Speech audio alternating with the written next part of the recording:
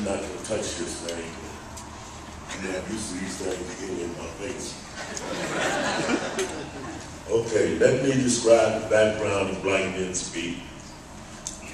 Black Men Speak was a project of the African American Male Issues Committee of the Pool of Consumer Champions, Alameda County Behavioral Health Care Services.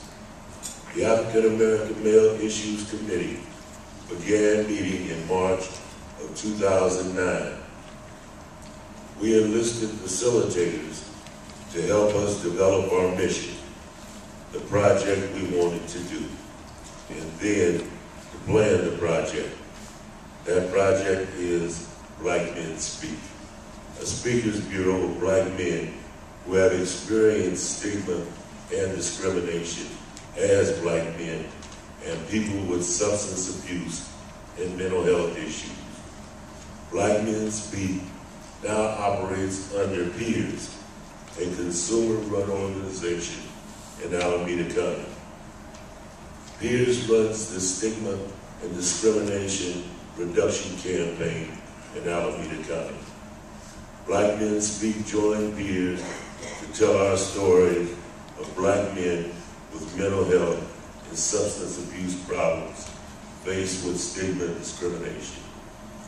I am proud to be the founder, member, and chair of Black Men Speak, and proud to introduce our speakers to you. I will begin by introducing Mr. James Glenn.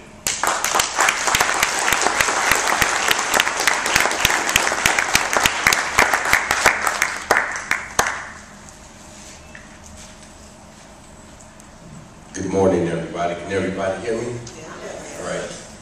How's everybody this morning? That doesn't work for me. I asked you how you doing this morning. Because we have to understand above and beyond all else that passion is the engine for life. If you want to have a meaningful life, you have to be engaged in knowing that your thoughts make the difference. So every moment and every breath that you take is an opportunity to have the life and live the life that you choose to have. Because above and beyond all else, that life is created from choice.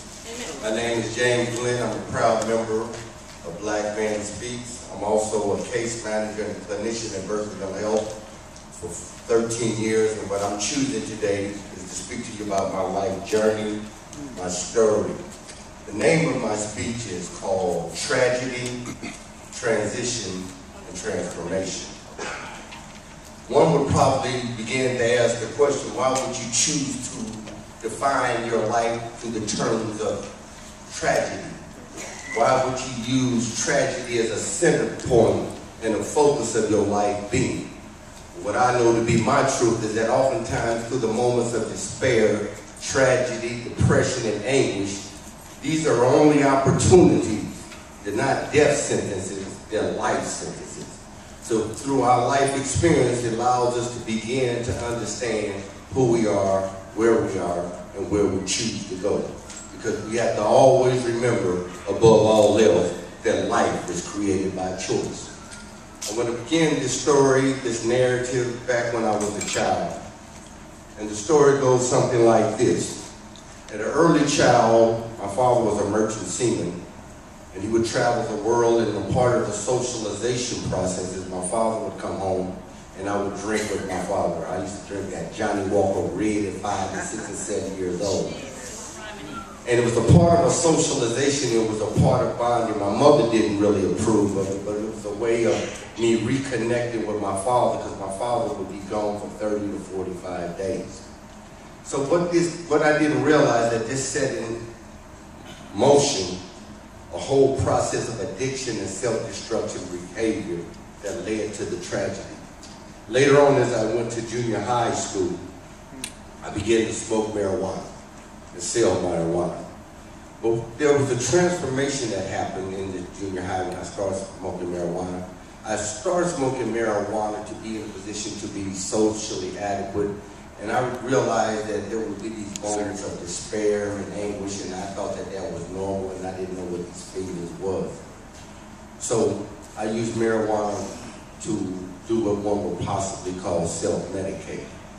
But also during this time, I had a summer job and I worked. So really at an early age, I learned functional addiction. I learned how to be productive and be an intricate member of society. I went on to high school, went on to college. And in order to suffice and make money during college, I started selling cocaine. This is going back into like the late 70s, where basically cocaine reduced in price when George Bush came into presidency. And people here in Los Angeles know that more than any place, where it went from like $3,000 an ounce to $600 an ounce and began a curse. I was able to make a lot of money, but at the same time, I used drugs once again to deal with pain. And the pain that I had was depression and anxiety. And the more drugs that I used, the pain did not go away. There was like this void and this empty hole. So what happened then, this begins this intense process of tragedy.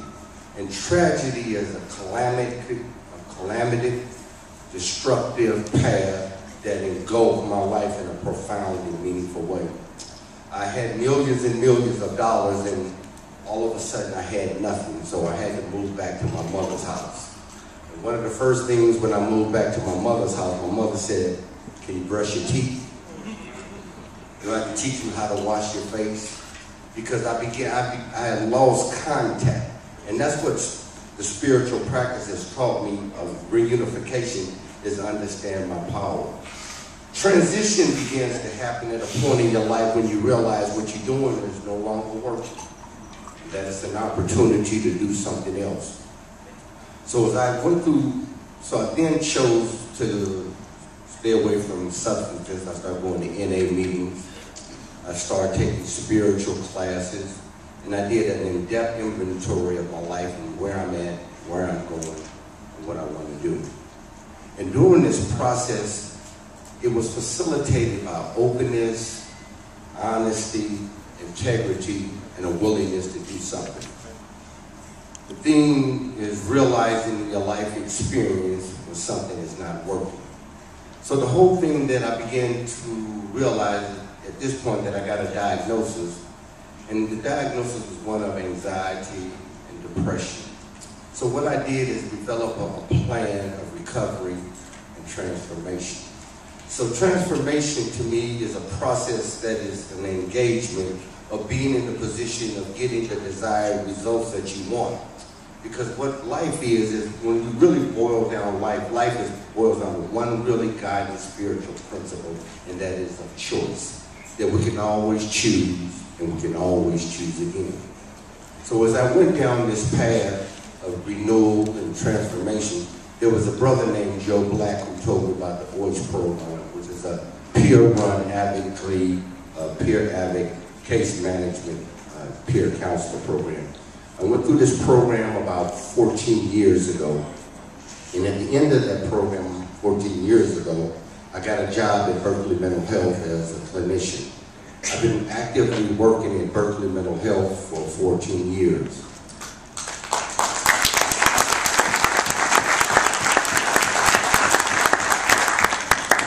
I basically work with very chronic, acute, mentally challenged people. And I've been very effective. I've worked with people whose hospitalization costs have cost $3 to $5 million. And I'm very effective in dealing with that population, because what I know to be the truth is that oftentimes in the life experience, we never really listen to people. Oftentimes people are always telling people what to do, but people don't really listen. Because really, the essence of recovery is really knowing your authentic voice and being in tune with that authentic voice. And that's one of the things I do. My supervisor said, well, if you have a new client, you need to read their history, read their case file, read their symptoms, read their behavior, read their history. But what I know is that everybody is a living expression of God. And to the extent that you are aware of what people's presence and power, and to allow them to develop their voice through nurturing, listening, support, and a plan, and allow them to be involved in that process, you can allow people to transform their life.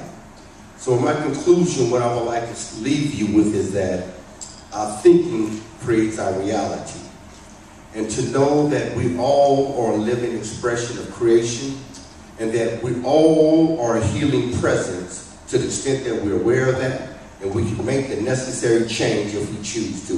What I know, if you're here today, that you are a healer, and use the information and the inspiration to transform this planet one time. And I want to leave you with, above all else, is understand that a diagnosis is not a prognosis, and that through inspiration, information, a plan, and goals and support, you can make the difference in your life. Thank you very much.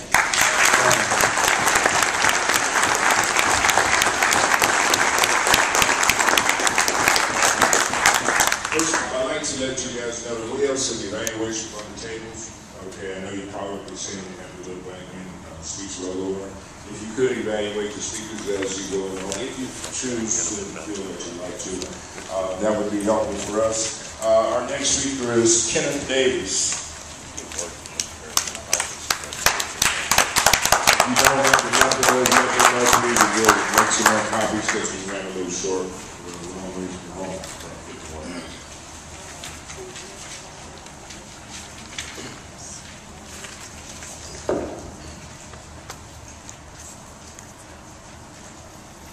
Say good morning. Good morning.